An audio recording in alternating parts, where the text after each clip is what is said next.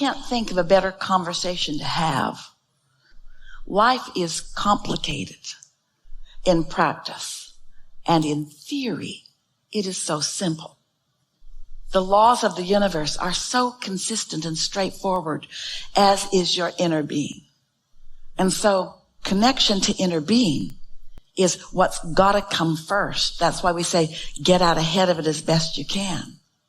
And most important, us to you right now, we want you to not be hard on yourself because you've been trained in this world. You want to be real, first of all.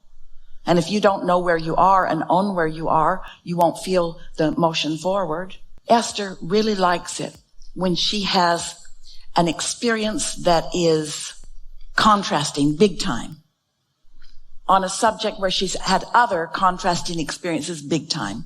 Only this time, it does not take her off her game, where every time before it did.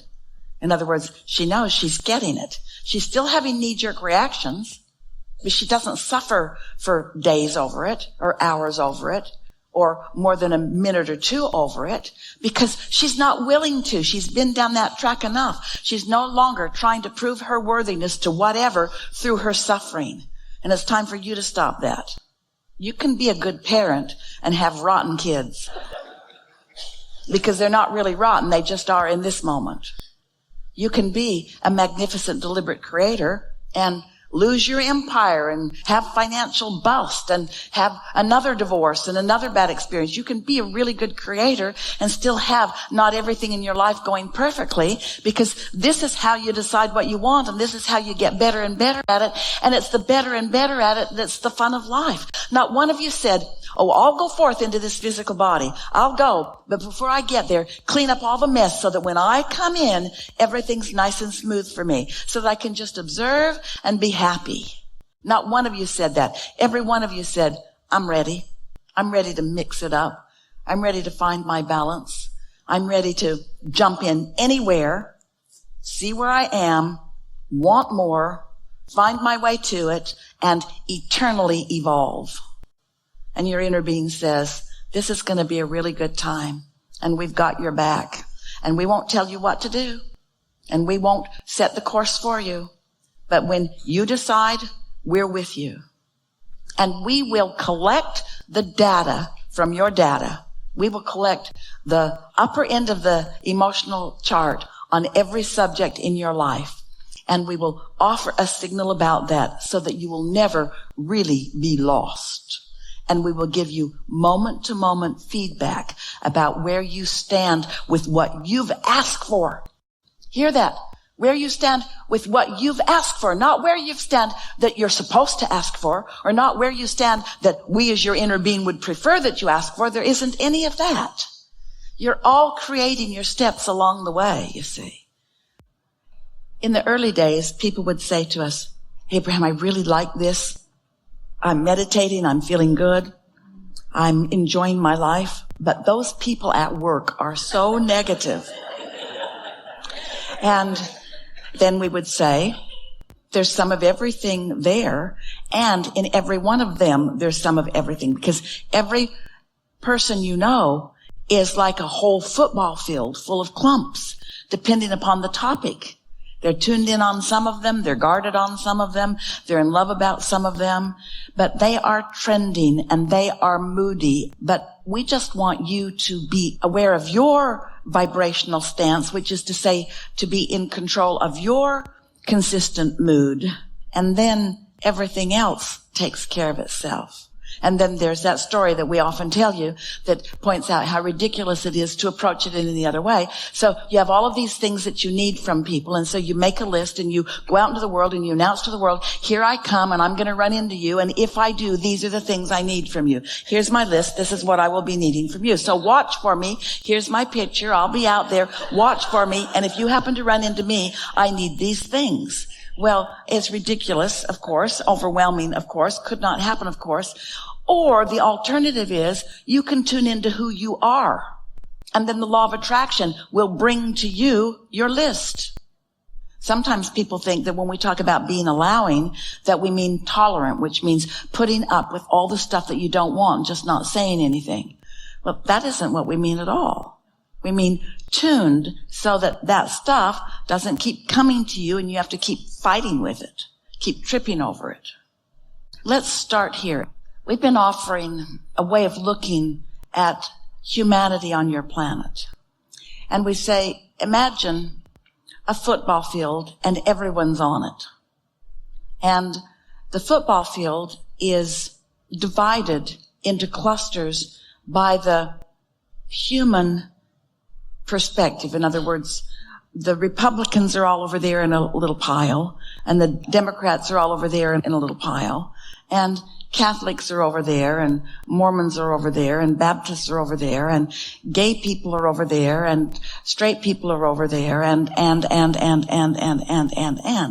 Lots of clumps of people who have gravitated together because so often as humans, that's the way you feel the best. If you're around people whose opinions are like your opinions on the subjects that are important to you. And so there you all are.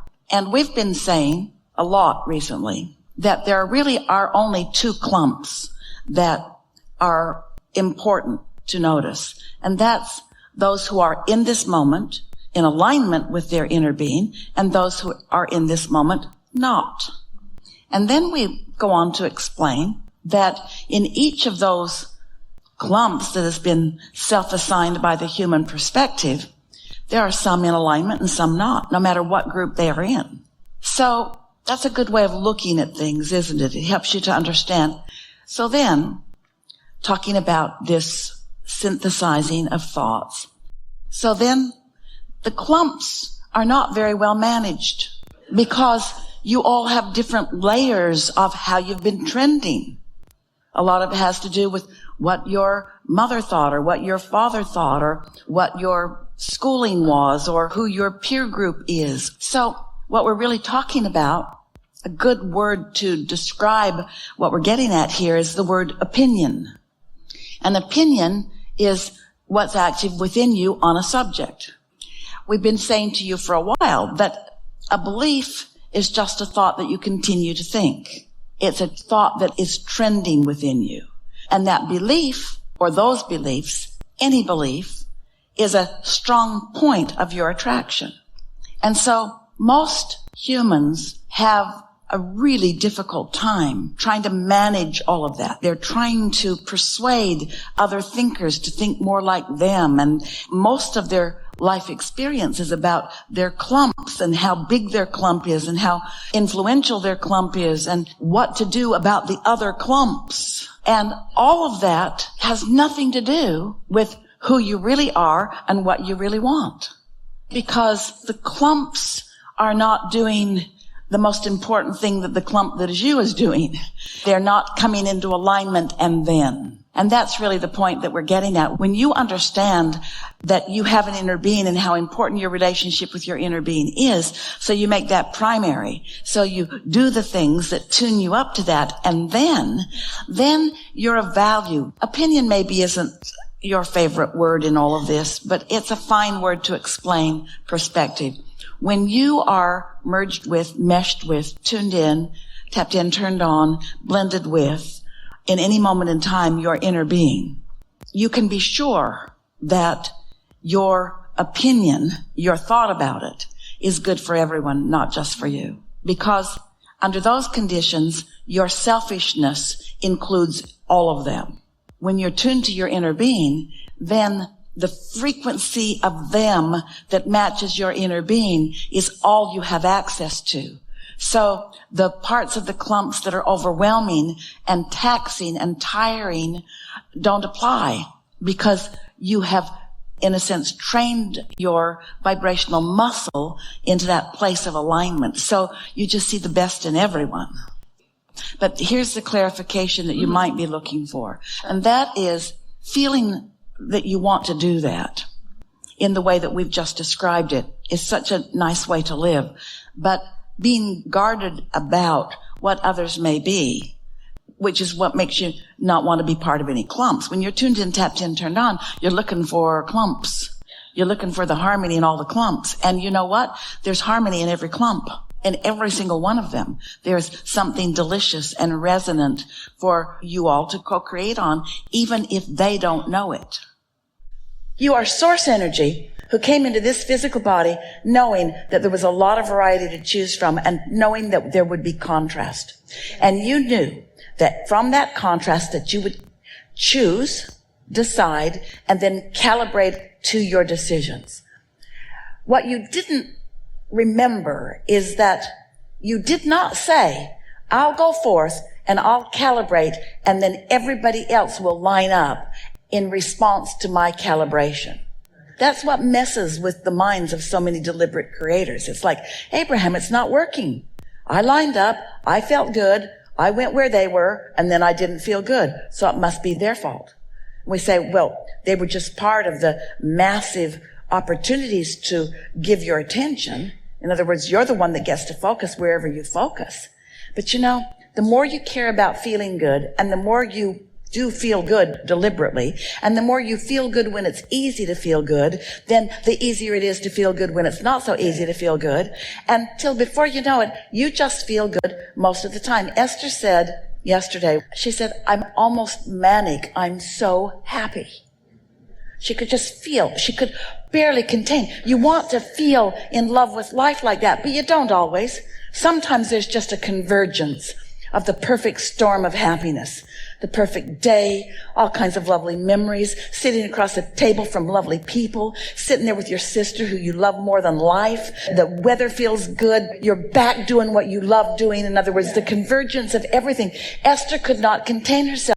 And she might say, I want to always feel this way, but she's not going to always feel like that. People would lock her up if she was running around with that kind of zestful love for life in every moment. In other words, you're adapting to situations, you're sizing things up, you're doing the best you can from where you are, you're making the best decisions from where you are. Everything's flowing along, but the most important thing is the big picture is working out for you. And for everyone else, it's working out for you.